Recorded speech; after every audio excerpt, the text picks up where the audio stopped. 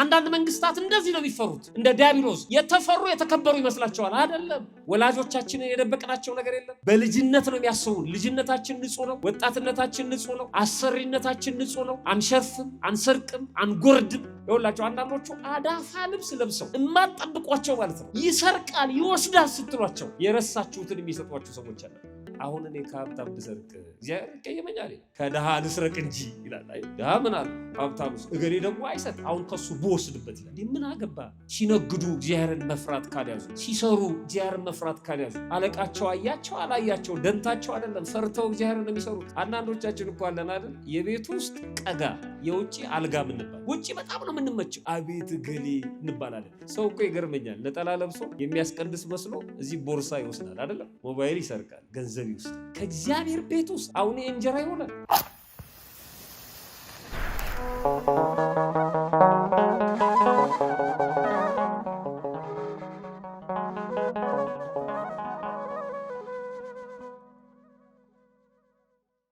በስመ አብ ወወልድ ወመንፈስ ቅዱስ አሃዱ አምላክ አሜን። አእይንተ እግዚአብሔር ካህናት፣ ሊቃውንተ ቤተክርስቲያን አባቶች እና ወንድሞች፣ በዚህ በተቀደሰ ቦታ ከሩቅና ከቅርብ ተገኝታችሁ እግዚአብሔርን ደጅ የምትጠኑት የእግዚአብሔር ልጆቹ የዚህ ታላቅ ሐዋርያ የቅዱስ ዮሐንስ ወዳጆች ምእመናን እና ምእመናት እንዲሁም ሕፃናት በቅድሚያ በልዑል እግዚአብሔር ስም እንደምን ሰነበታችሁ? እንደምን አመሻችሁ? አሜን። ሳይገባን ኃጢአታችንን ሳይመለከት በቸርነቱ በእድሜያችን ላይ ይችን ሰዓት ጨምሮ በዚህ በተቀደሰ ቦታ ሰብስቦ እንድንማማር እንድናመሰግነው የፈቀደልን የአባቶቻችን የቅዱሳን አምላክ የእኛም አምላክ ፈጣሪያችን ልዑል እግዚአብሔር ክብር ምስጋና ይግባው። እንኳን ከዘመነ ማቴዎስ ወደ ዘመነ ማርቆስ ወይም ከ2017 ወደ 2018 ዓመተ ምህረት በሰላምና በጤና አሸጋገረን አሸጋገራችሁ። እንኳን አደረሳችሁ። ቀሪውን ዘመናችንን ደግሞ የተባረከ የተቀደሰ እንዲያደርግልን መልካም ፈቃዱ ይሆንልን። መልካም ፍሬ የማያደርግ ዛፍ ሁሉ ይቆረጣል፣ ወደ እሳትም ይጣላል።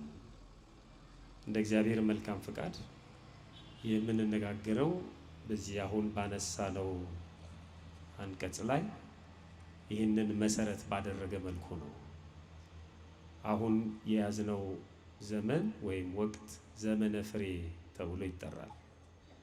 ቤተክርስቲያናችን የኢትዮጵያ ኦርቶዶክስ ተዋሕዶ ቤተክርስቲያን ሌሎች ሰዎች እንደሚያደርጉት አሁን ተገለጸልኝ፣ አሁን በራልኝ፣ አሁን ጌታ ነግሮኛል ብለው እንደሚቃዡት እና ስጋዊና ደማዊ ሐሳባቸውን እንደሚያንጸባርቁት አይነት ቦታ አይደለችም።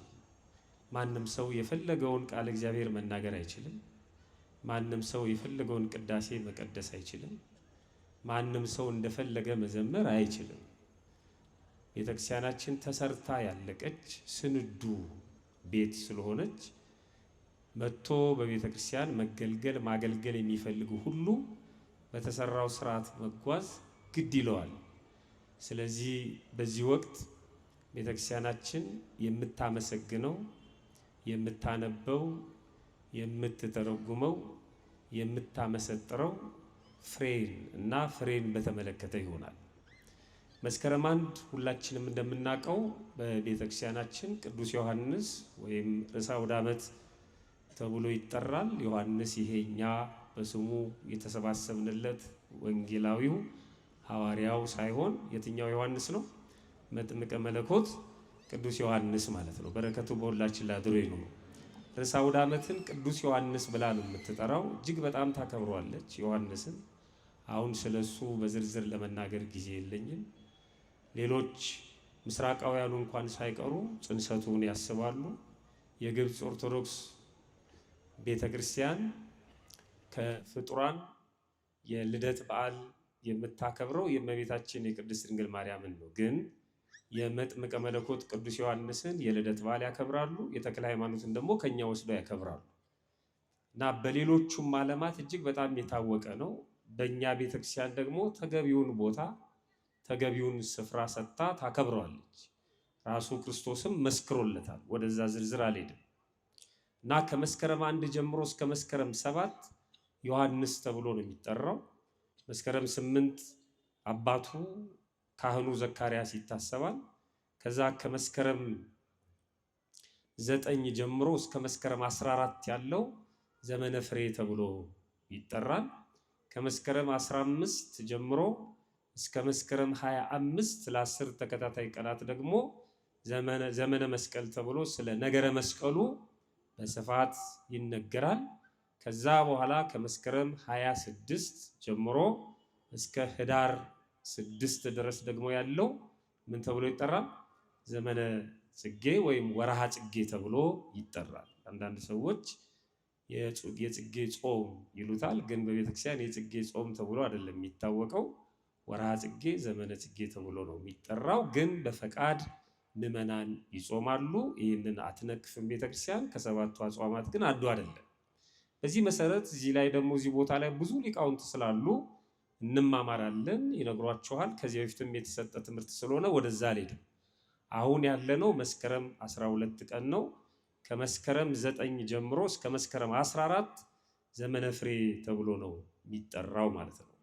ፍሬን በተመለከተ በመጽሐፍ ቅዱስም በቅዱሳት መጽሐፍት በአጠቃላይ በኑሯችንም የምንናገራቸው የተለያዩ ነገሮች አሉ። በጣም በቁም ነገር ወይም በንግግራችን በጫወታችን ወይም ደግሞ በሕይወታችን ሁሉ ፍሬን እናነሳለን በተለያየ መልኩ ማለት ነው። ለምሳሌ ምንም ነገር ስናጣበት ከሆነ ጉዳይ ይሄ ጉዳይ ምን ቢስ ነው የምንለው? ፍሬ ቢስ ነው እንላለን። የተሰበሰብኩት ወይም ጊዜን ያጠፋሁበት ጉዳይ ምንም የሚጠቅም አይደለም፣ ፍሬ ቢስ ነው እንላለን። የሆነ ነገር የለውም፣ የሚያዝ የሚጨበጥ የሚጠቅም ነገር የለውም። ፍሬን አምጥተን ከሆነ ጉዳይ ጋር አገናኝተን እንናገራለን። ፍሬ ነገር ፍሬ ያለው ደግሞም ለማህፀን ፍሬም ወይም ለጽንስ እንጠቀማለን። የማህፀን ፍሬ እንደውም ስንጸልይ እመቤታችን ቅድስት ድንግል ማርያምን በምናመሰግንበት የጸሎት ክፍል ላይ ከሴቶች ሁሉ ተለይተሽ አንቺ ምንድነሽ እንላታለን? የተባረክሽ ነሽ፣ የማህፀንሽም ፍሬ ምንድን ነው? ቡሩክ ነው እንላለን። የማህፀንሽም ፍሬ ቡሩክ ነው። ፍሬ ልጅም ነው ማለት ነው። የማህፀን ፍሬ እንላለን። በጣም ጥቂት ነገር ለመግለጽም አንድ ፍሬ ወይም በተለያየ መልኩ ፍሬን በተመለከተ እንናገራለን። ቅድም እንዳልኩት ቤተክርስቲያን በዚህ ወቅት በተለይ ከመስከረም 9 እስከ መስከረም 15 ባለው ማለት ነው 14 ባለው ስለ ምድር ፍሬ ትጸልያለች። አንድም እግዚአብሔር በዝናብ እያበቀለ በነፋስ እያደረቀ በፀሐይ እያበሰለ የሚመግብ አምላክ ስለሆነ በዚህ ወቅት የተዘራውን ዘር ለፍሬ እንዲለውና ፍሬውን ደግሞ ለሕይወት እንዲያደርግልን ስለ ፍሬ በቀጥታ ስለ አዝርዕቱ፣ ስለ እጽዋቱ፣ ስለ አትክልቱ ትጸልያለች፣ ትማልዳለች። ምንባባቱ፣ መዝሙራቱ በሙሉ ትርጓሜያቱ በሙሉ የሚያነሱት ይህንን የተመለከተ ነው። እኛ በምድር ተመስለን በመጽሐፍ ወይም በምስጢር በቤተክርስቲያን ትምህርት እንገለጻለን። መልካም ስራችን ወይም የሃይማኖት ስራችን በሃይማኖቱ የተፈቀደ በክርስትና የተፈቀደው ምግባራችን ደግሞ በፍሬ ይመሰላል። ሃይማኖትና ምግባር የምንለው እሱን ነው። አንድም ምድር እቺው ራሷ ምድር ትሆንና ፍሬ ደግሞ እኛ እንሆናለን። የተገኘነው ከምድር ስለሆነ ማለት ነው። ከምድር አፈር ሰውን አበጀው። የዚህ ምድር ፍሬዎች የመጀመሪያዎቹ እኛ መሆናችንን ቅዱሳት መጽሐፍት ይናገራሉ። እኛ የሰዎች ልጆች በምድር በፍሬ በዛፍ እየተመሰልን በመጽሐፍ ተጠቅሰን እንገኛለን። በዕለተ ሰሉስ ሁላችንም እንደምናውቀው እግዚአብሔር 22 ፍጥረታትን ነው የፈጠረው። ከ22ቱ ስነ ፍጥረታት ወይም ፍጥረታት መካከል በዕለተ ሰኑይ ወይም በሶስተኛው ቀን እሁድ 1 ብለን ስንቆጥር ሰኞን 2 እንልና በሶስተኛው ቀን የተፈጠሩ ፍጥረታት 3 ናቸው። በነገራችን ላይ ፍጥረት የተጀመረው እሁድ ነው አይደል? እሁድ ስንት ፍጥረታት ተፈጥረዋል? 8 ፍጥረታት ተፈጥረዋል። እሁድ 8 አጠቃላይ 22 ናቸው። ለመደመር የምትፈልጉ ካላችሁ እሁድ ጀምረን ስንቆጥር እሁድ 8፣ ሰኞ 1፣ ማክሰኞ 3 ስንት ሆነ ማለት ነው? 11 ሆነ አይደል? ረቡዕ 3 ስንት ሆነ? 14፣ ሐሙስ 3 17፣ ዓርብ 4 ስንት ሆነ? 20። በትክክል አልቆጠራችሁትም ማለት ነው። እሁድ 8 አይደል? ሰኞ 1 8 እና 1 9 ይሆናል። ማክሰኞ 3 12 አጭበርበራችሁ ነበር ማለት ነው። 12 ረቡዕ 3 15 ዓርብ 4 19 ሐሙስ 3 22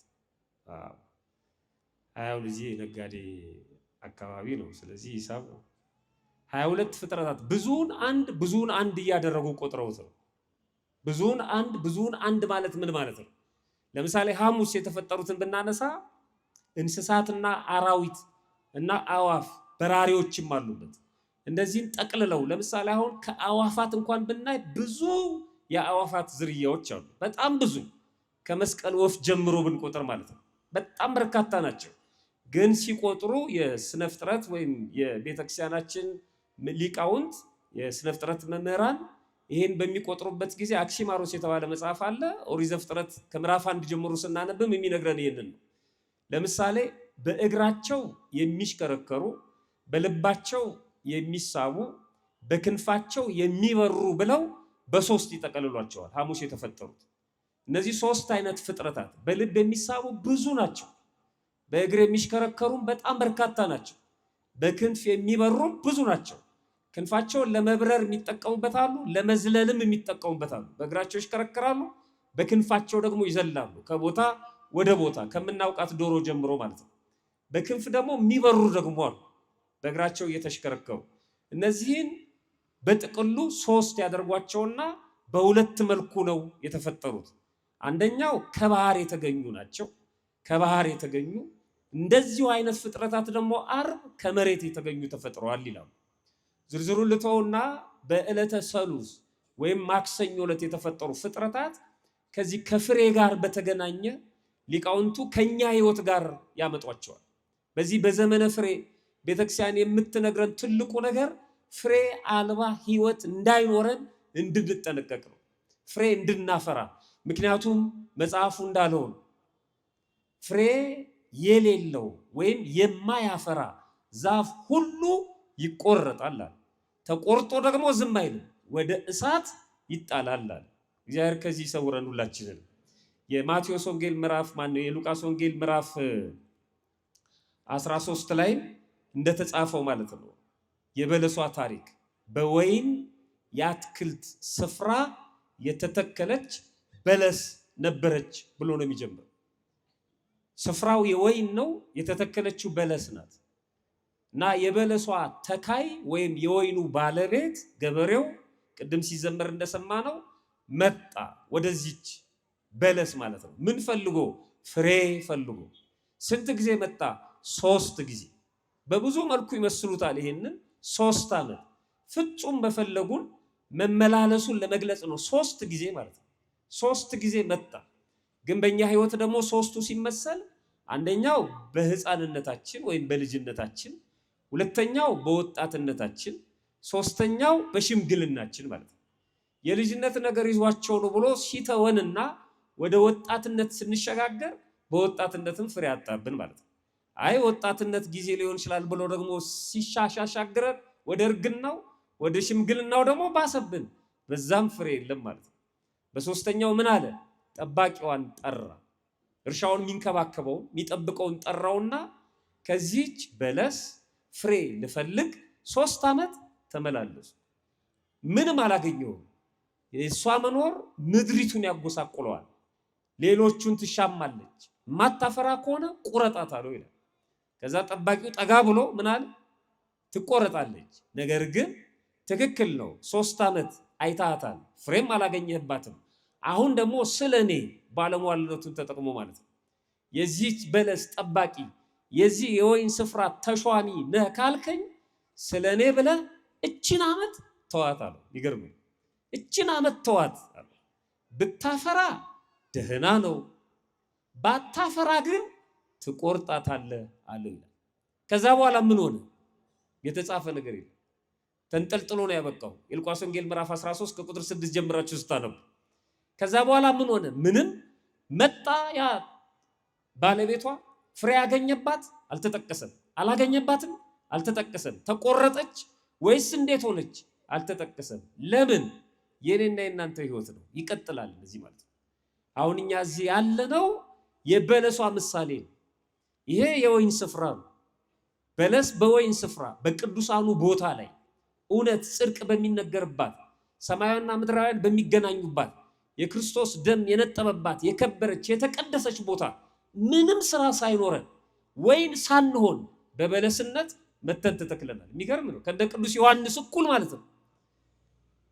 ከመቤታችን ከቅድስት ድንግል ማርያም ጋር ከቅዱስ ዮሐንስ ጋር ከነ ቅዱስ ኤልሳቤጥ ጋር ከነ ቅዱስ ሚካኤል ጋር አብረን ነው የምናመሰግነው። በቅኔ ማህሌቱ በመቅደሱ በቅድስቱ የምንጠራው ስም በጣም የሚገርም ነው። ብዙዎቻችን ከተለያየ ቦታ ነው ተሰብስበን የመጣው። መገኘትማ ይገባል እንኳን ስሙን ልንጠራ ማለት ነው። በጣም በሚደንቅ መልኩ አምጥቶ አቆሞናል። ወይን ከተባሉ ቅዱሳን ጋር በወይን ስፍራ ተክሎናል። ምን እንድንሆን? ፍሬ እንድናፈራ። ግን አላፈራንም። ጠባቂዎቻችን ይማጸናሉ። የዚህ ቦታ ተሿሚ ቅዱስ ዮሐንስ መጥምቀ መለኮት ነው። የዚህ ቦታ ተሿሚ እመቤታችን ነች፣ የዮሐንሷ ማርያም። 1 ዓመት እችን ዓመት ተዋት አሉ ማለት ነው። ብታፈራ ደህና ነው፣ ባታፈራ ትቆርጣታለህ። ይሄ የሚነገርበት ነው። እድሜ ተለምኖልን እድሜ ተበድረን እንድናፈራ ተስፋ ተጥሎብን ነው ያለ ነው ማለት ነው። ይሄን እድሜ ስለጨመረልን አምላካችን ክብር ምስጋና ይግባው። በእውነት እንዲህ አይነት አማላጆችም ስላሉን እሺ አመስግኑት።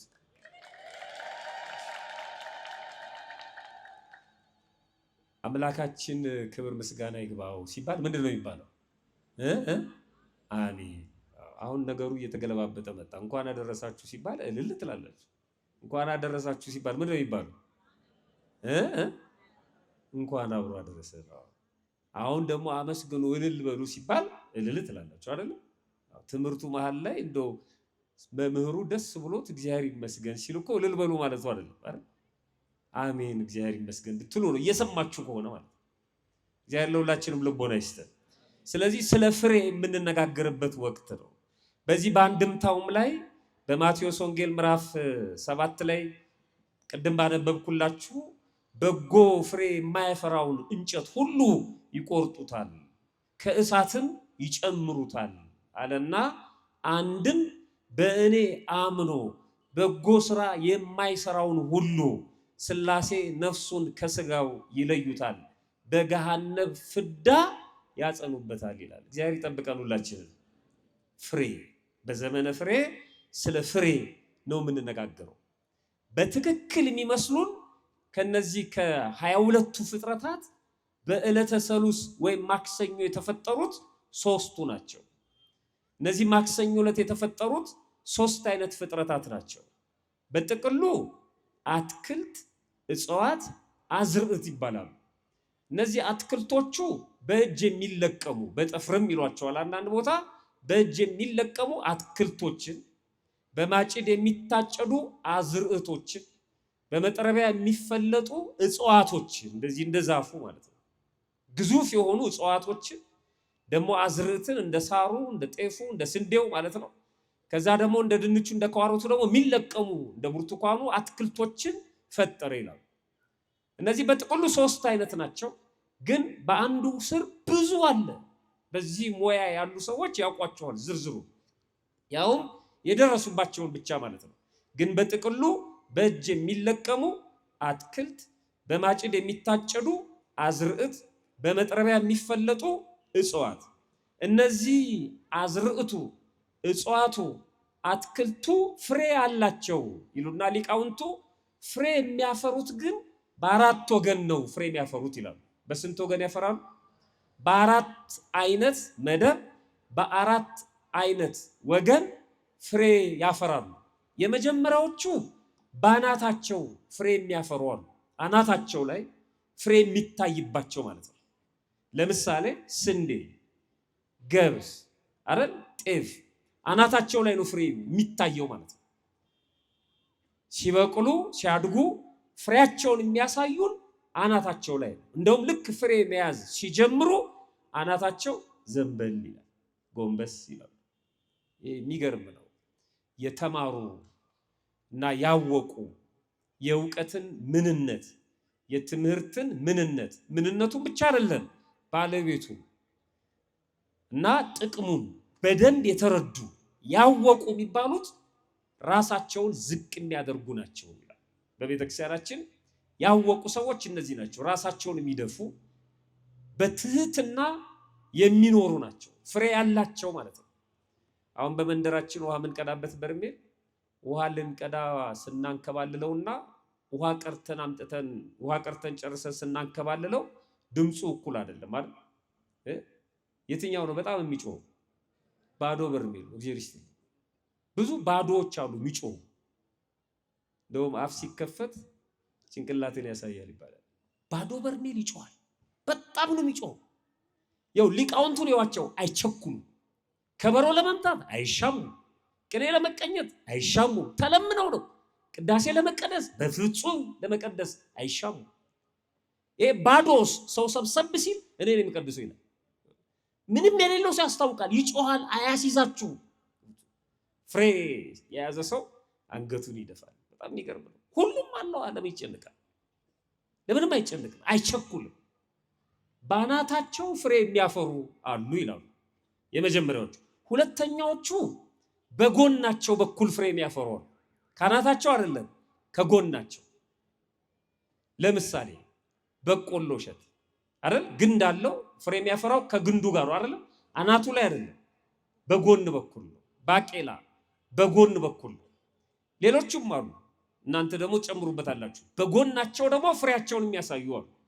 ሁለተኛ ሶስተኛዎቹ በስራቸው፣ በስር ማለት ከስር ከታች ፍሬያቸውን ከስር ነው የሚያሳዩት። ከላይ ቅጠላቸው ብቻ ነው የሚታዩ፣ ፍሬያቸው ከስር ነው። ለምሳሌ ይጠቅስልኛል።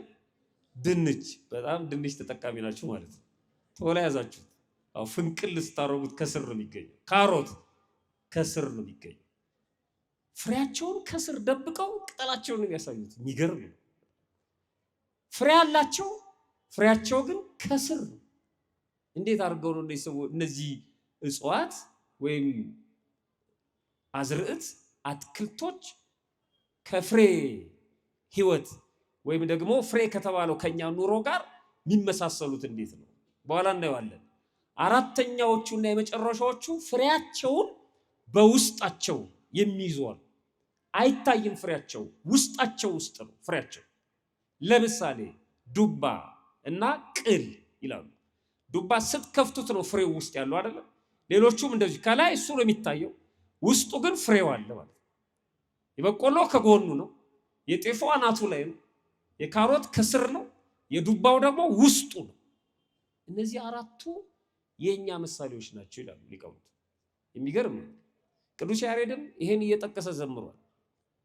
ሌሎች ሊቃውንት ቤተክርስቲያንም በደንብ በስፋት ተናግረውታል። ለዚህ ጉባኤ በሚሆን መልኩ በተወሰነ ደረጃ እናያቸዋለን።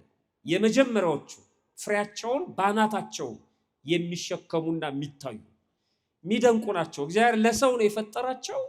ያ ገበሬው ደክሞ ወጥቶ ወርዶ ክረምቱን ታግሶ ለዘር ያስቀመጣትን የረሃብ ጊዜ እንኳን ቢሆን እግዚአብሔርን ተማምኖ የበተነውን ዘር ማለት ነው ምድሪቷ ሳታስቀር በእግዚአብሔር ቃል ኪዳን አብቅላ ስትሰጠው ደረስንልህ ይሄውና የሚሉት ፍሬያቸውን ባናታቸው ይዘው ነው።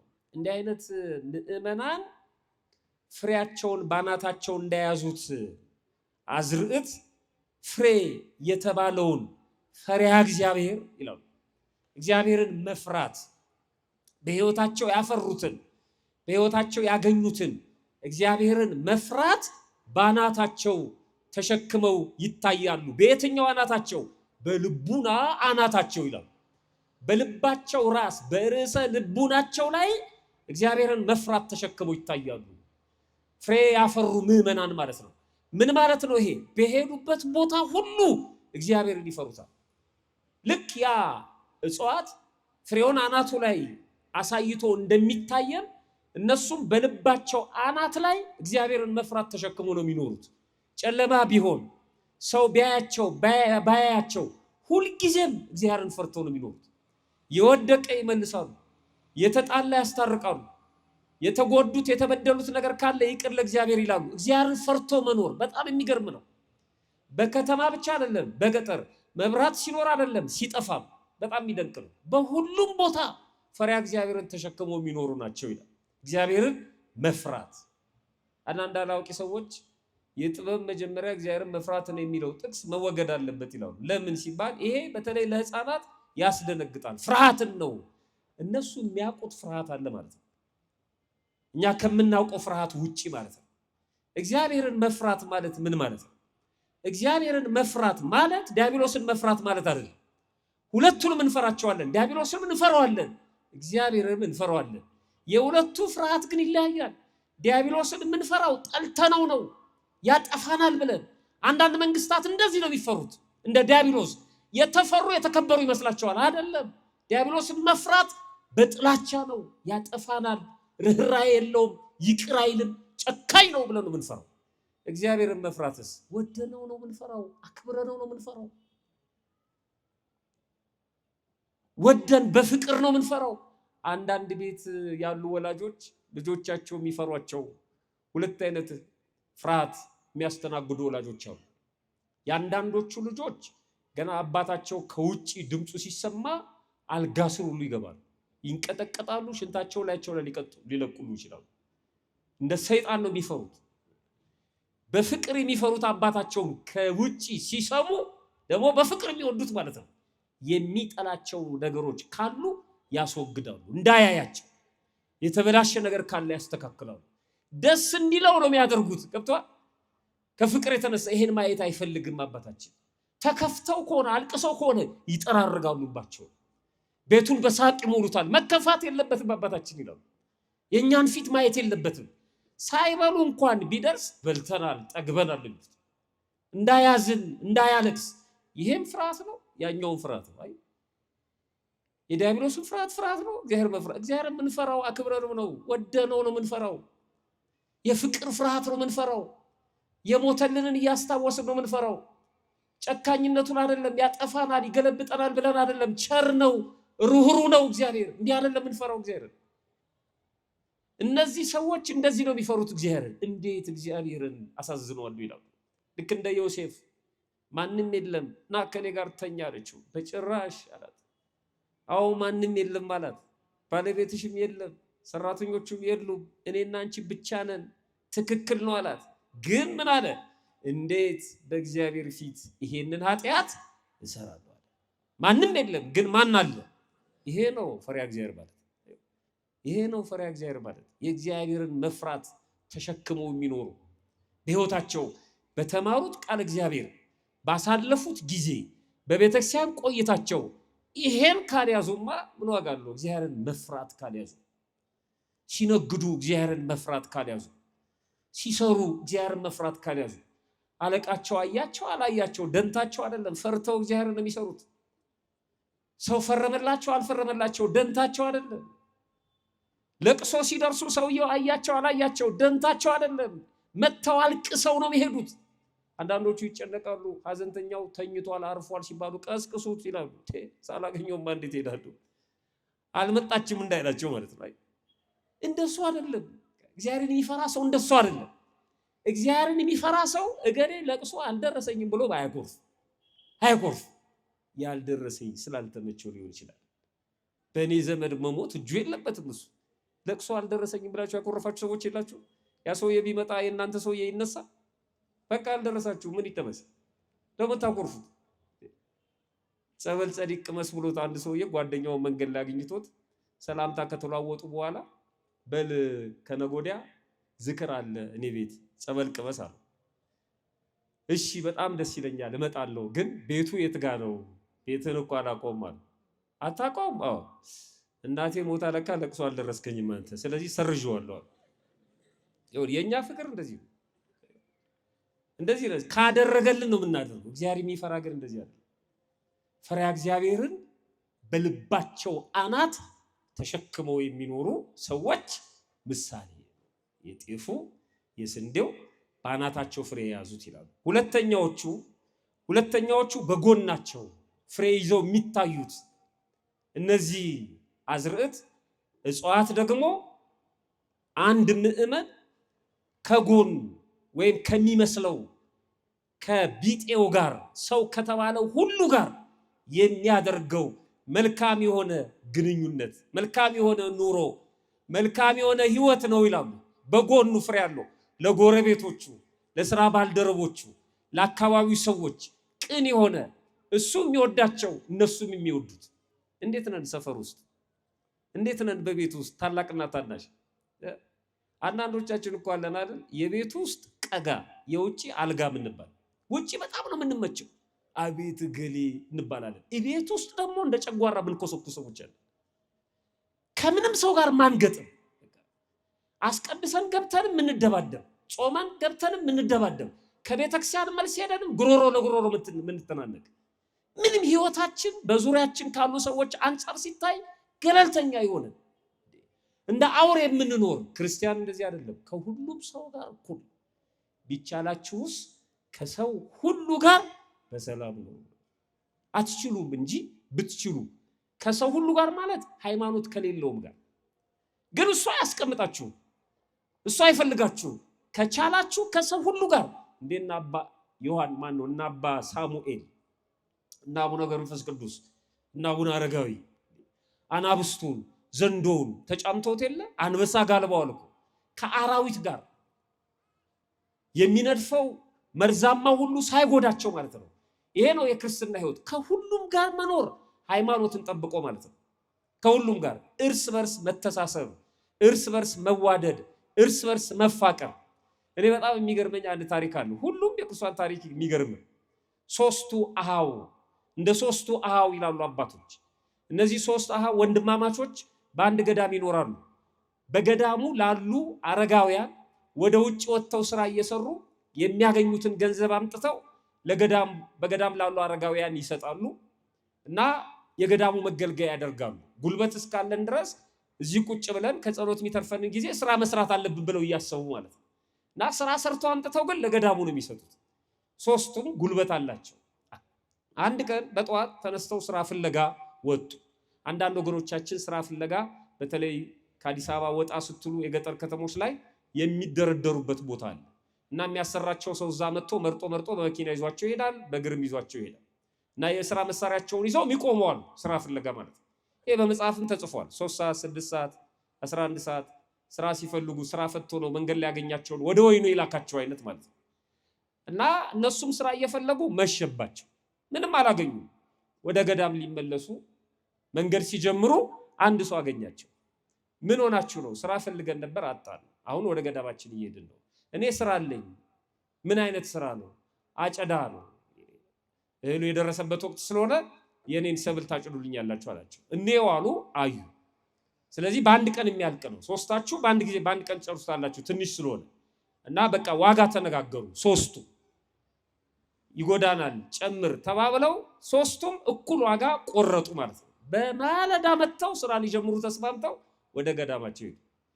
ገዳም ከገቡ በኋላ ያው ተግባረ ነፍሳቸውን ጨርሰው ሁሉም ወደ መኝታቸው ሄዱ። በሌሊት መቀሳቀስ ጀመሩ። በማለዳ ፀሐይ ሳይበረታ ስራ መጀመር ስላለባቸው ሁለቱ ደና ሲሆኑ አንደኛው ግን ታሞ አደረ። የተነጋገሩት ሶስቱ ነበር። አንዱ ታሞ አደረ፣ ህመም በቀጠሮ አይመጣም። ሲገቡ ደነገጡ። ወደ ባቱ በጣም ታሟል፣ መነሳት አይችልም፣ እያቃሰተ እና እንዴት ይሻላል? በጣም ግራ ገባቸው። የተነጋገርነው ለሶስት ነው፣ ሁለታችን ብቻ ደግሞ አንችለውም። ግድ የለም የእግዚአብሔር ፈቃዱ ሲሆን ነው። እኛ ሶስታችንም ስራ ላይ ከምንውል አንዱ ቤት ቀርቶ እንዲጸልይልን ስለፈለገ ነው እግዚአብሔር። እሱ እንዲታመም ያደረገው። በል አንተ በጸሎት አግዘን እኛ ሄደን እንሰራለን አሉና እሱ በጸሎት እንዲያግዛቸው ተስማምተው ሄደው ስራቸውን ሰሩ። ባጭሩ ስራቸውን ጨረሱ። በጣም ተነጋግረው ለሶስት ነው የተነጋገርነው።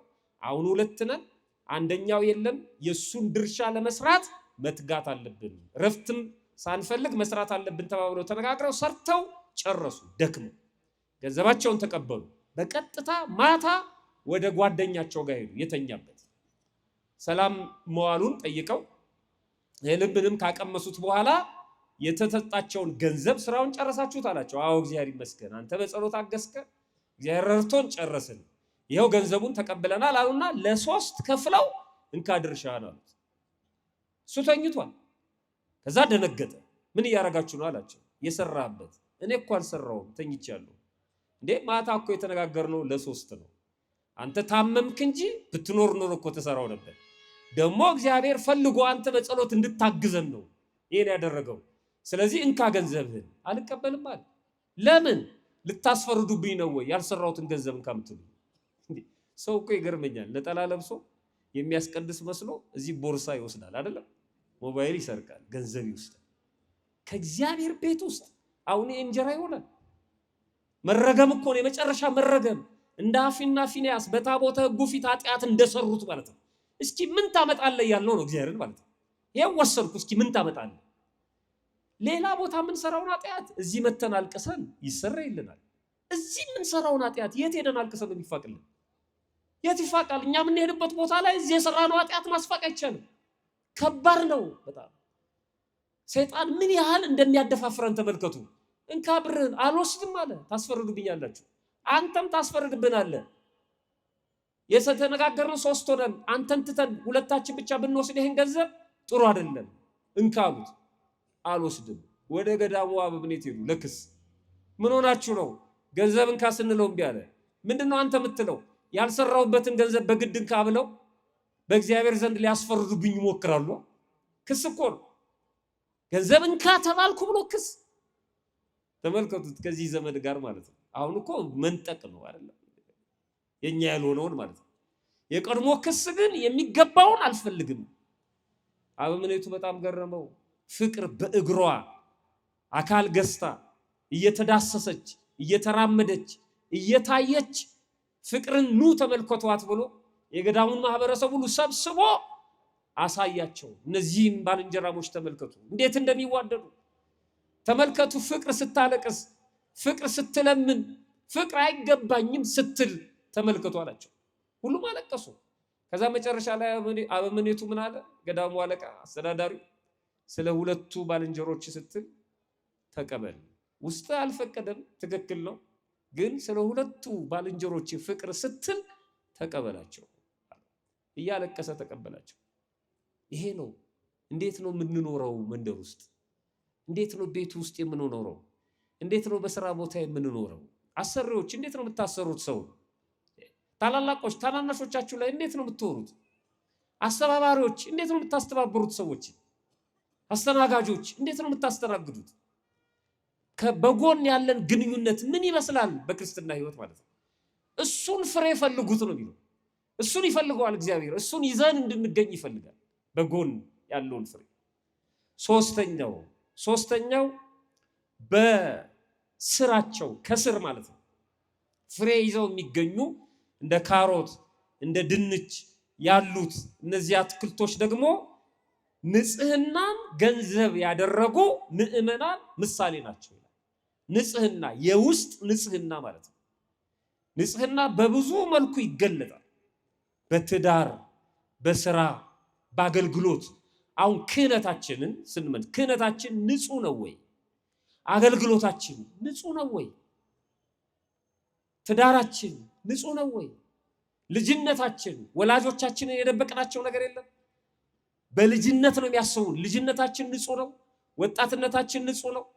አሰሪነታችን ንጹህ ነው። አንሸርፍም፣ አንሰርቅም፣ አንጎርድም፣ አደራ አንበላም፣ እየቀነስን አንሰጥም። ንጽህና በብዙ መልኩ ይገለጻል። ንጽህናን በውስጥ ሰው አያውቃቸው። ይኸውላቸው አንዳንዶቹ አዳፋ ልብስ ለብሰው እማትጠብቋቸው ማለት ነው ይሰርቃል፣ ይወስዳል ስትሏቸው የረሳችሁትን የሚሰጧቸው ሰዎች አሉ። የጣላችሁትን የሚመልሱላችሁ ሰዎች አሉ። በቅርብ ድሬዳዋ ከተማ ነው አንድ የባጃጅ ሹፌር 100 ሺህ ብር አግኝቶ መለሰ። ዜናውን ሰምታችኋል? 100 ሺህ ብር ባጃጅ ውስጥ አግኝቶ 100 ሺህ ብር። እርግጠኛ ነኝ ይህንን የሚሰማ አንዳንድ ሰው አፈር ይብላ ነው የሚለው ሰውየው። ይሄ አያልፍለትም ይላል አይደል? እውነት አይደል? 100 ሺህ ብር አጠገቡ ሰጥቶት እግዚአብሔር ወስዶ ይመልሳል ይላል። እግዚአብሔር ከላይ ሆኖ ይታዘበዋል። አንተ ሌባ፣ እኔ ላንተ መች ሰጠው? እኔ የሰጠሁት እኮ ለታማኙ ነው። ላንተ እኮ አልሰጠሁም።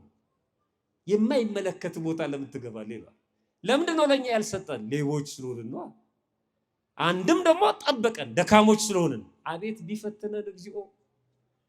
እግዚአብሔር ራሱ እየጠበቀን እንጂ እንኳንም አላመጣው። ለዚህ ነው ጠቢቡ ሲለምን ጌታዬ የአባቴ አምላክ ይለዋል። ሰሎሞን ነው የሚለምነው። ዓይኔን የሚያስታትን ነገር አታምጣብኝ ይላል። መጀመሪያውኑ ምስት ከሆነ አታሳየኝ ይላል። እግዚአብሔር እየጠበቀን እንጂ መንገድ ላይ አሁን እንዲህ አይነት ነገር ብናገኝ እንዴት እንመልሳለን? መጀመሪያ እናግባባዋለን እግዚአብሔር አይደል? አግባብተን መውሰድ። አንዳንድ ሰው አግባብቶ ይሰርቃል፣ እግዚአብሔርን አይግባባለትም እንጂ እግዚአብሔር አግባብቶ የሚሰርቅ ሰው አለ። ሲጀምር ገና ምን ይላል? አሁን እኔ ከሀብታም ብሰርቅ እግዚአብሔር ይቀየመኛል ይላል። ከድሃ ልስረቅ እንጂ ይላል። አይ ድሃ ምን አለ? ሀብታምስ እገሌ ደግሞ አይሰጥ፣ አሁን ከሱ ብወስድበት ይላል። እንዴ ምን አገባ? ምን ይመለከታል? ማን ነው አደላዳይ ያደረገ አንተ? እገሌማ የመጨረሻ ቋጣሪ ነው ይላል። ምን አገባ አንተ? እንዴ የደከመው እሱ የለፈው እሱ ደግሞ ቋጣሪ መሆኑን ባነገረ በአደባባይ ልሰጥ ነው ብሎ ይጥራህ እንዴ አንተ? በሰው ገንዘብ መጽሐፍ ላይ አለ በእኔ ገንዘብ ዓይን ምቀኛ ናትን ይላል። ብዙዎቻችን ምናረው በሰው ገንዘብ አይደለም? ነገ ላይ ያላቸው እንዳያደርጉ ምን አገባ አንተ? አንተ ራስን ነው መኖር ያለብህ። አጠገባቸው ሰው እንደዚህ ሲሆን እንዴት ዝም ይላሉ ይላል። ምን ቸገረ አንተ? ምን አገባ? አንድ የሚያሳዝን ታሪክ እዚህ ሶሻል ሚዲያው ላይ ሲመላለስ ሰምቻለሁ። የምን አገር ታሪክ እንደሆነ አላውቅም። ሰውየው ስጋ ቤት አለው መንደር ውስጥ እና የመንደሩ ሰው እየተሰለፈ ስጋ በጥቁር ፌስታል እየመዘነ በኪሎ ይሰጣቸዋል። ጧት ሁሉም ስጋ ይወስዳሉ። ከዛ ግን አይከፍሉ። ሁሉም ይመርቀዋል። እንዳንተ ነው እንጂ ነጋዴ መሆን እያለ ያን ባለ ስጋ ቤት ማለት ነው። ጧት የመንደሩ ሰው በሙሉ ይወስዳል። የት ነው ብላችሁ እንዳትጠይቁኝ። እየመረቁ ወደ መንደራቸው ይሄዳሉ፣ ወደ ጉዟቸው። እዛ እነሱ ደግሞ የሚገቡበት አካባቢ ደግሞ ትልቅ ሱቅ ያለው ሰውዬ ደግሞ አለ፣ ሀብታም። እሱን ግን በወሬ ጠቅ እያረጉት በነገር በአግቦ እየሰደቡት ነው ያልፉት። ሰው ማለት እንደዛ ነው እንጂ አለ ይሄ ስግብግብ ዝም ብሎ ከኛ ይወስዳል። አንድ ቀን ሰጥቶ የማያውቅ የተረገመ ያን ይመርቃሉ፣ ይሄን ይረግማሉ። ያ ስለሰጣቸው ነው። ከዕለታት አንድ ቀን ይሄ ሀብታሙ ሰውዬ በጠና ታመመ። ይሄ የማይሰጠው አንድ ሰው መጥቶ እግዚአብሔር ይማር ያለው የለም። ማቆ ሞተ። ቀብር ላይም ያው ቤተሰብ ምናምን ተገኘ። የመንደሩ ሰው በጭራሽ ይሄ ንፉግ ደግሞ ቋጣሪ ምናምን ብለው አልተገኙ። ከዛ 1-2 ወር ስጋ ቤቱ አላቋረጠም። ጀመሩ እነሱ እያመሰገኑ መብላት። ከ2 ወር በኋላ ስጋ ቤቱ ተዘጋ። ከዛ እንደ መብት አድርገው ሰውየው ላይ ሄደው ጮሁበት ቤቱ። እንዴት ያስለመድከን አሉት። ልክ እንደ መብት እንደዚህ እኮ ናቸው አንዳንዴ። ያስለመድከን እኛ አንተን ተማምነን ጧት ስጋ ለምደን አሁን እንዴት እንሁን አሉት። እንዴ እኔ እኮ በፈቃድ የነበር ሰጣቸው የነበረው ቢሆንስ ለምን አልነገርከንም? በምን ምክንያት ነው ታቋርጥ የቻልከው አሉት። ከዛ ነገራቸው። እኔ እኮ በየቀኑ ሰጣቸው የነበረው የኔ አልነበረም። አሁን ከስሬ ነው ዘግቼው ነው ምንም የለኝም። እንዴት? በየቀኑ የእናንተን ወጪ ይሸፍን የነበረው ያ ሀብታሙ ሰውዬ ነው፣ ባለ ሱቁ እሱ ነው የእናንተን በጀት ይሸፍን የነበረው። እኔንም ይረዳኝ የነበረው እሱ ነው። እሱ ሞተ እንደምታውቁት። ማንም ሰው ሳይቀብረው ማንም ሰው እግዚአብሔር ይማር ሳይለው ሞተ። ከዛ ያው እስከ 2 ወር ድረስ ቃል አስገብቶኝ ነበር እንዳታቋርጥ ብሎ ታሞ፣ ግን አሁን የሚረዳኝ ስለሌለ አቆምኩኝ። እንዴ ታዲያ ለምን አልነገርከንም አሉት። እሱ እንደሚሰጠን ለምን አልተናገርክም አሉት። እሱ ቃል ስላስገባኝ ነው። አሁን ግን ስለሞተ ቃል በላ ብሎ የሚከሰኝ የለም። እስካለ ድረስ ግን ማንም ሰው እንዳያውቅ ከኔና ካንተ በስተቀር ብሎ አስጠንቅቆኝ ነው። እንዴት አልነገርከንም ያሉት? አሁን እነሱ ሊያመሰግኑት ነው ማለት ነው። አይ ስለሚበሉ ያመሰግናሉ፣ ካልበሉ አይመሰግኑም። እንደዚህ ነን፣ ህይወታችን እንደዚህ ነው። በቃ ቼክ ማድረግ ነው። እንዲህ አይነት ፍሬ ነው ያለን፣ ውሳጣዊ ፍሬ፣ ቅን መሆን፣ ንጹህ መሆን፣ የንጽህና ፍሬ፣ በሰው አለመፍረድ፣ እኔ ብሆንስ ማለት፣ ሲሰጡን ማመስገን፣ ሲከለክሉን መስደብ የክርስትና ህይወት አይደለም። የሰጠን እግዚአብሔር እንደሆነ ማሰብ። ሰው ሁሉ ህይወቱን ለኛ ሊዘረዝርልን አይገባም። የሰጠውን ስጦታ እያንዳንዱን እያመጣ ኤክስራይት ሊያደርግ አይገባም። ሰውን መፈረጅ በጣም ከባድ ነው። በውስጣቸው እነዚህ ሰዎች ልክ ካሮቱ ድንቹ ከስር ፍሬ ይዞ ከላይ ቅጠሉን ብቻ እንደሚያሳይ አሉ። አንዳንድ ሰዎች በአደባባይ ሲሰጡ አይታዩ። የሰውዬ በአደባባይ አይሰጡም፣ ይሰድቡታል፣ አይመልስላቸውም። በጣም ሀብታም ነው። አንድ ቀን 10 ሳንቲም 5 ሳንቲም ሲሰጥ አይታዩ። ግን ደግሞ ይሰጣቸዋል። የሚሰጣቸው እሱ ነበር። አያውቁም። እሱ ከእግዚአብሔር ጋር ነው ኑሮ፣ ግንኙነቱ ከእግዚአብሔር ጋር ብቻ ነው። የሚገርም ነው። ድብቅ አድርገው ከእግዚአብሔር ጋር ያላቸውን ግንኙነት የሚኖሩ ሰዎች አሉ። ንጽህናቸውን ገንዘብ አድርገው በስር ማለት ነው። የማንንም ሀቅ የማንንም ላብ የማይፈልጉ ያገኙትን ለሌላቸው ሰዎች የሚያካፍሉ፣ በብርሃን ከኛ ጋር የሚገናኙ፣ በጨለማ የሚመጸውቱ፣ ልክ እንደ ስምዖን ጫማ ሰፊው በሌሊት ተነስቶ በየገዳማቱ በር ላይ ውሃ እየቀዳ እየሞላ ያስቀምጥላቸው ነበር። አረጋውያኑ ሲከፍቱ ውሃ በስራ ተሞልቶ ነው የሚያገኙት። ማን እንደሆነ አያውቁም። እነሱ ይረዳቸው ነበር። እንደዚህ እያደረገ አሉ። ግብፅ ውስጥ ወተት ምናምን የሚያስቀምጡ በየበሩ ላይ ማለት ነው። እኛ ደግሞ አዋጅ አስነግረን ካልሆነ በፍጹም ደብቀው ከስር የሚኖሩ አሉ። እንደዚህ አይነቶቹ ምዕመናን እነዚህን ይመስላሉ። አራተኛዎቹና የመጨረሻዎቹ በውስጣቸው እንደ ዱባ እንደ ቅል ፍሬ ይዘው ፍሬ የሚያፈሩ እጽዋት። የነዚህ ምሳሌ ደግሞ እንዲህ አይነት ምዕመናን ትህትናን በውስጣቸው ገንዘብ ያደርጋሉ ይላል። ትሁት መሆን፣ ራስን ዝቅ ማድረግ። ከላይ የሚታየው ስልጣናቸው ሊሆን ይችላል። ከላይ የሚታየው ግዙፍ የሆነ አካላቸው ሊሆን ይችላል። ከላይ የሚታየው ውበታቸው ሊሆን ይችላል። ከላይ የሚታየው ሀብታቸው፣ ዕውቀታቸው ሊሆን ይችላል። ግን በውስጥ ትህትና አለ። እዛ ውስጥ ማለት ነው። ትልቅ ግዙፍ የሆነ ስልጣን ውስጥ ትሁት የሆነ ስብዕና አለ በውስጣቸው። ይሄንን አይገልጡትም እነሱ፣ በአደባባይ አያሳዩትም። ቦታው ላይ ግን ያመጡታል። ልክ ክርስቶስ ከመካከላችሁ ያደረኩትን አስተዋላችሁ ያላቸው ሐዋርያት እስከሚደነቁ ድረስ ማለት ነው። የቤቱን ባለቤት ውሃ አምጣ፣ ከዛ የለበሰውን ልብስ አወለቀ፣ አሸረጠ፣ ተንበረከከ። ይደነግጣሉ። እናንተ አትደነግጡ? ክርስቶስ በዛኑ ወቅት ማለት ነው እናንተ ደቀ መዛሙርቱ ብትሆኑ አክብራችሁ ትከተሉት የነበረው ያ ትልቅ ስፍራ የምትሰጡት እንደው አምላክነቱን እንኳን ባታውቁ በመምህርነት ማለት ነው።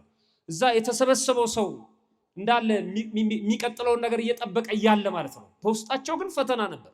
ማነው ታላቅ ይባባሉ ነበር በውስጣቸው ማለት ነው። እኔ ነኝ ለሱ ቅርብ የሆነ ማን ነው? አንዳንዴ በቤተክርስቲያንም ይቺ ነገር አለች። ችግር የለውም እኔ እኮ አልፈራውም አናግርልሃለሁ የሚሉ ሰዎች አሉ። ጳጳሱ በእጄ ናቸው እኮ የሚል ማለት ነው። ደፈር የሚሉ ማለት ነው። የቅዳሴ ጸበልም ለሰፈራቸው ሰው እየመረጡ የሚሰጡ እኮ አመጣልሻለሁ አምጣው ዕቃውን እያሉ ገብተው እየሞሉ የሚያመጡ ማለት ነው። ደፋሮች አሉ። ያላቸውን ስልጣን ተጠቅመው ቅርብ ነኝ ወይም ደግሞ የቤት ልጅ ነኝ ብለው የሚያስቡ ማለት ነው። የታላቅነት ስሜት የሚሰማቸው። ይሄን ስላወቀ ክርስቶስ ውሃ አምጣለና ውሃ አስቀረበ፣ አሸረጠ፣ ተንበረከከ፣ እግራቸውን ማጠብ ጀመረ። ደነገጡ። አታጥበኝም አሉ። በፍጹም ካላጠብኳችሁ ልፍንታ የላችሁ ማለት አጥቦ ጨረሰ። ጸጥ አለ ቤቱ እንዳለ ዝም አለ። ያ የትዕቢት መንፈስ ተሰበረ። ሁሉም ትሁት ሆኑ። ከዛ ከተቀመጠ በኋላ ያደረኩትን አስተዋላችሁን አላቸው። ማን ነው ታላቅ? እናንተ ጌታ መምህር ታላቅ ትሉኛላችሁ፣ እንዲሁ ነኝና ትክክል ነው። ግን ከናንተ መካከል ታላቅ መሆን የሚፈልግ አለ ራሱን ምን ያድርግ? ዝቅ ያድርግ፣ እግር ይጠብ። አገልግሎት ማለት እግር ማጠብ ነው አላቸው። የሚታየው ክርስቶስ አካሉ፣ ስራው፣ አምላክነቱን ራሱን ባዶ አደረገ አይደል የሚለው። በዛ ስብዕና ውስጥ የተደበቀ ትህትና አለ፣ በውስጥ እንዳለው ፍሬ ማለት ነው። እድለኞች ነን በእውነት ይሄንን የምንገልጥ ሰዎች። ወደ ጉባኤ ስንሄድ አንዳንድ ሰዎች እናገኛቸዋለን ትልልቅ ቦታ ላይ ያሉ የሆነ ተቋም ማናጀር ሆነው ወይም ደግሞ ባለስልጣን ሆነው ምናገኛቸው አሉ እና ከአገልግሎት በኋላ ወደ ቤታቸው ወስደውን ማረፊያ ምናምን ቤት ይሆንና ተንበርክከው ባልና ሚስት አንድ እግር የሚያጥቡበት ቤት ሁሉ ያጋጥመናል። እኔ አንድ እግር አጥባለሁ፣ እኔ አንድ እግር አጥባለሁ። ከኛ አሁን ምንም ተገኝቶ አይደለም፣ ግን ናፍቆታቸው በጣም የተከበሩ ባጃቢ የሚሄዱ ናቸው፣ ግን ቤት ውስጥ ደግሞ ስብር ያሉ ናቸው። ይገርም። እንዲህ አይነት ሰዎች ናቸው በውስጥ የሚያፈሩ ማለት ነው። ልክ እንደ ዱባው እንደ ቅሉ ውሳጣዊ ፍሬ ይዘው የሚገኙ የተሰጣቸው ነገር በሙሉ የማያንቀበረራቸው ይሄ በሙሉ ያንተ ነው ይመስላል በውስጥ ማለት ነው። ባለስልጣን ቢሆኑ ባለሀብት ቢሆኑ በዘመድ የተከበቡ ቢሆን እነሱ አይሞቃቸውም፣ አይደምቃቸውም፣ ሰው እንዳያቸው አይፈልጉም። ይሄ ሁሉ ያንተ ነው። መጽሐፍ ምንድን ነው የሚለው? በመንፈስ ድሆች የሆኑ ምንድን ናቸው ይላል። በምን ድሆች? በመንፈስ ነው ያለው። በማቴሪያል አይደለም፣ በመንፈስ። በማቴሪያል ሀብታም ናቸው። የመንፈስ ድህነት ማለት ምን ማለት ነው? እኔ ምንም የለኝም፣ ባዶዬን የመጣሁት ባዶዬን የሚሄደው፣ ይሄ በሙሉ ያንተ ነው። ሰጥተው እንኳን ጠብር ግፍ ስንልላቸው ተው እንጂ ይለዋል። እግዚአብሔር እኮ ነው የሰጠ፣ እኔ እኮ መንገድ ነኝ፣ እኔ ምክንያት ነኝ፣ እጄን ከፍቶ አንተን እንድሰጥ ለአንተን እንዳደርግ ስለፈቀደልኝ ራሱ አመሰግናለሁ ይሏቸዋል። ጭራሽ ያሳፍሯቸዋል እናንተን ማለት ነው። እናንተ በጣም እንትን ስትሉ ተው እንጂ እግዚአብሔርን አመስግኑ እንጂ እኛ የለመደብን እሱ ስለሆነ አይደል? ሰውየው ስር ነው የምንከባለለው። ትልቅ ስልጣን ይዘን ተራ ሰውዬ እግር ስር ስንንደባለል እንታያለን። ይንቀናል በጣም። ተው እንጂ ምንድን ነው እንደዚህ መሆን? እግዚአብሔር እኮ የሰጠኝ ነው ይላሉ። አንዳንዶቹ ደግሞ ለምን ስሜ ያልተጠራም ይላል። 100 ብር ሰጥቶ ለምን ይዘለልከው ስሜ? እሺ አቶ ገሌ ሰጥቷል እልል በሉ። አዎ አሁን እንደዚህ ነው። ደግሞ ይመጣና አቶ ገሌ አይደለም ስሜ አንተ አቶ ገሌ በል አስተካክል ይላል። እልል በሉ እኮ ተብሏል። አሁን እግዚአብሔር ይሳሳታል? ከበደ ሰጥቶ አቶ አሰፋ ሰጥቷል እልል በሉ ቢባል እግዚአብሔር ለአቶ አሰፋ ይሰጣል? ምስጋናው ያርሙታል። እግዚአብሔርን መጥቷየ ተው ከበደ አይደለም አሰፋ በል። በጣም ያሳዝናል። አድርገን አላደረግንም፣ አድርገው አላደረግንም የሚሉ ማለት ነው። እነዚህ አንደኛ ጴጥሮስ ምዕራፍ 5 ቁጥር 5 ላይ እንዲሁም ጎበዞች ሆይ ለሽማግሌዎች ተገዙ፣ ሁላችሁም እርስ በርሳችሁ እየተዋረዳችሁ ትህትናን እንደ ልብስ ታጠቁ። እግዚአብሔር ትዕቢተኞችን ይቃወማል፣ ለትሑታን ግን ጸጋን ይሰጣል። ይህንን እያደረጉ የሚተጉ አይቆረጡም ማለት ነው። ፍሬ ስላላቸው፣ ፍሬ ባናታቸው፣ ፍሬ በጎናቸው፣ ፍሬ በስራቸው፣ ፍሬ በውስጣቸው ይዘው የሚገኙት አይቆረጡም። ፍሬ የማያፈራ ዛፍ ሁሉ ይቆረጣል ስለሚል ፍሬ እንድናፈራ ደግሞ መለመን አለብን፣ መትጋት አለብን። ፈጣሪያችን በተከልከን ቦታ በሰጠህን እድሜ በሰጠህን ጸጋ ልክ እንደ ውሃው እንደ ፀሐዩ እንደ ነፋሱ ጊዜ እና ሁኔታዎችን ፈቅደ የምንሰማው ቃል እግዚአብሔር የሚያስተምሩ መምህራን፣ የሚያስተባብሩ ወጣቶች፣ ጉባኤ እንዲሰራ አይደለም የሚቀድሱ ካህናትን፣ ኪዳን የሚያደርሱ ቤተክርስቲያንን ይህን በሙሉ ሰጥተናል። በዚህ ሁሉ ነገር ውስጥ ፍሬ እንድናፈራ እርዳን እያልን መለመን ነው። ሰይፈ ሥላሴ በሚለው የጸሎት ክፍል ላይ እንዲህ የሚል ቃል አለ። አብ ወልድ መንፈስ ቅዱስ ሆይ የምስጋና ፍሬ እንዳፈራ፣ የምስጋና ፍሬ እንዳፈራ፣ አንድም አመስጋኝ እንደሆን፣ አንድም የምመሰገንበት አንተን ደስ የሚያሰኝ ፍሬ እንዳፈራ ከአንደበቴም የጸሎት እሸት አበረክትላችሁ ዘንድ አብ ወልድ መንፈስ ቅዱስ ሆይ በልቡናዬ እርሻ መልካም ፍሬ ትዘሩ ዘንድ እማጸናለሁ ይላል። ለፍሬ የሚያስፈልጉት መሬት፣ ውሃ፣ ፀሐይ እንደሆነ ሁሉ እግዚአብሔር ጊዜውን ሰጥቶናል፣ ቦታውን ሰጥቶናል። በእውነት እንደዚህ ቁጭ ብሎ መማር በራሱ ቀላል ነገር እኮ አይደለም። ሁኔታዎቹን ፈቅዶልናል፣ ከአየር ንብረቱ ጀምሮ ማለት ነው። ጸጥታው፣ ይሄ እንደ ቀላል ነገር እንዳትቆጥሩት። የኮሮና ጊዜ አስታውሱ። ቤተክርስቲያን ምን ያህል ጠላት እንዳላት ትንሽ ትነካ እንጂ የሚገፈትራት ብዙ። ቡና ቤት ውስጥ ሰው ተከምሮ ቤተክርስቲያን ነበር ሰው የሚከለከለው አይደለም። አንድ ሰው ሁሉ እንዳይገባ ቆሞ ሰው እንዳትገባ የማይመለከተው ሰው ቤተክርስቲያን በር ላይ መጥቶ ይከለክል ነበር። በቃ ምክንያት አገኘ ማለት አንድ ሰው እንዳይጠራው እግዚአብሔር። ሰይጣን ምን ያህል ክፉ እንደሆነ ተመልከቱ። አንድ ሰው እንደውም እናቶቻችን 10 ብርም 5 ብርም ወሸቅ ማድረግ ጀምረው ነበር ለሚከለክሏቸው ሰዎች። የሚገርም እኮ ነው በጣም። እና ይሄ እንደ ቀላል ነገር ታዩታላችሁ። ይሄ እድል አይደለም። ቃል እግዚአብሔር መስማት እድል አይደለም። መምራን መጥቶ ማስተማር ዘማሪያን መዘመር እድል አይደለም። ቁጭ ብለን የሚያስተባብሩ ወጣቶችን ማስነሳቱ እግዚአብሔር በራሱ እድል አይደለም። ደግሶ ማብላት አንድ ሰው ሻይ ቡና ሲጋብዝ እንኳን ደስ ይለዋል። ቃል እግዚአብሔር የሚማሩ ሰዎችን ሰብስቦ ጋብዞ እንዲማሩ ማድረግ ይሄ እድል አይደለም የተሰጠን እድል። የመጨረሻ ጥቅስ የማደርገው ጥሩ ምሳሌ ስለሆነ ከፍሬ ጋር ትንቢተ ኢሳይያስ ምዕራፍ 5 ቁጥር 1 እስከ ቁጥር 4 ያለውን ከዛ በላይ ከቁጥር 4 በላይ ያለውን ማንበብ ይቻላል ወደ ታች። እኔ ግን የምፈልገው ይሄን ብቻ ነው። ያኛው ከበድ ይላል። እንደዚህ ይላል ኢሳይያስ ምዕራፍ 5 ቁጥር 1 ላይ አሁን ስለ ወዳጄ ስለ ወይን ቦታው ስለ ወዳጄ ቅኔ ይቀኛለሁ። ለወዳጄ ይላል ተናጋሪው እግዚአብሔር በነብዩ በኢሳይያስ አድሮ በፍሬያማው ኮረብታ ላይ የወይን ቦታ ነበረው። ማ ወዳጄ በዙሪያው ቆፈረ፣ ድንጋዮችንም ለቅሞ አወጣ፣ ምርጥ የሆነውንም አረግ ተከለበት ይላል። ወይኑ ከመተከሉ በፊት መጀመሪያ ድንጋዮችን በሙሉ ጠረገ ይላል። እንቅፋት የሚሆኑትን ነገር በሙሉ አስወገደለት ይላል። ደግሞ የተከለው ምርጥ ወይን። እግዚአብሔር ይመስገን እኛ ምርጥ ዘሮች ነን። ሂትለር እንደሚለው አይደለም። እኛ ምርጥ ዘሮች ነን ማለት የጸጋ ልጅነትን አግኝተናል፣ ከስላሴ ተወልደናል። አንድ ሰው ትልቅ ከሚለው ባለስልጣን ሊሆን ይችላል፣ ባለሀብት ተወልዶ እንኳን የገሌ ልጅ ነኝ ቀላል እንዳልመስል ሊል ይችላል። እኛ ደግሞ የእግዚአብሔር ልጆቹ ነን። አይገርም? በጣም ቢደንቅ እኮ ነው። ከነ ቅዱስ ሚካኤል እንኳን እንበልጣለን። ምክንያቱም እነ ቅዱስ ሚካኤል እኛን ነው የሚጠብቁት፣ እኛ እነሱን አንጠብቃቸውም። እግዚአብሔር በሚካኤል ነው የሚያስጠብቀን። የሚገርም እኮ ነው። በገብርኤል ነው የሚያስጠብቀን። ጠባቂ መላእክት የተሾሙልን ማለት ነው። በተፈጥሮ እንኳን ያላቀው ያከበረው የሰው ልጅ ነው፣ የለበሰው የሰው ስጋ ነው። የእግዚአብሔር ልጅ መሆን እንዴት ነው የማያስቆራው? ምርጥ ዘር አምጥቶ የተከለን ቤተ መቅደስ ውስጥ የጸጋ ልጅነት እንድናገኝ ምርጥ ዘር አምጥቶ ተከለ። የሆነውን አረግ ተከለ። በመካከሉም ግንብ ሰራ።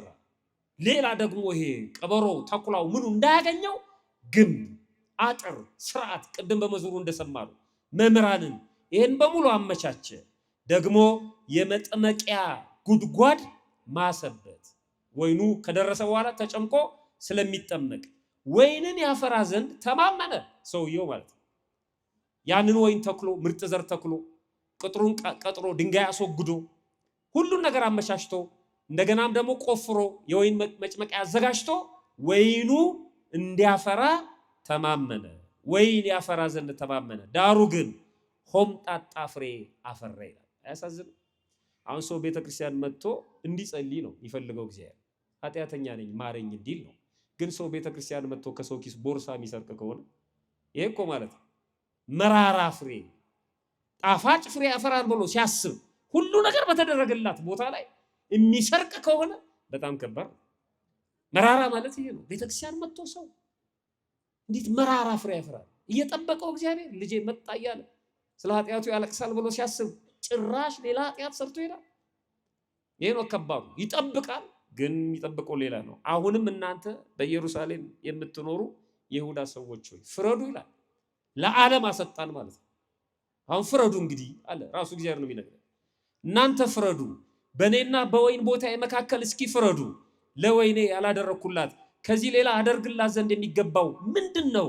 ምን ላደርግላት ፍሬ እንድታፈራ ያላደረኩት ምንድን ነው? የሚደንቅ ነው። በጣም የሚገርም ነው። ከመውረድ ከመወለድ በጥፊ ከመመታት ንስሐን ከመስራት ቃለ እግዚአብሔር እንዲያገኙ ከማድረግ አብያተ ክርስቲያናትን ከማነጽ ሌሎቹንም ነገሮች አምጧቸው። ምን ያላደረኩለት ነገር አለ ይላል። የሚገባኝ ምንድን ነው አደርግላት ዘንድ ያላደረጉት? ወይንን ያፈራል ብዬ ስተማመን ስለምን ሆምጣጤ ፍሬ አፈራ? በዚህ በዘመነ ፍሬ የምንጠየቀው ጥያቄ ይሄ ነው። ለምንድን ነው ሆምጣጣ ፍሬ ማፈራው? ወይን ማፍራት እየቻልኩ ቃል እግዚአብሔር እየሰማው ቤተክርስቲያን አጠገብ ሆኖ እያስቀደስኩ መንፈሳዊ ጓደኞች እያሉ መጽሐፍ ማንበብ እየቻልኩ ምንድን ነው ያቃተኝ? የቱ ጋር ነው ችግሬ? ፈጣሪ እባክህን ብለን እንድንለምን ነው ዘመነ ፍሬ ብላ ቤተክርስቲያን ሰርታ የምታስተምረን ማለት ነው። እግዚአብሔር በቸርነቱ ፍሬ ቢስ ከመሆን ይጠብቀን፣ ሰምቶ ከመጥፋት ያድነን፣ ይቆየን።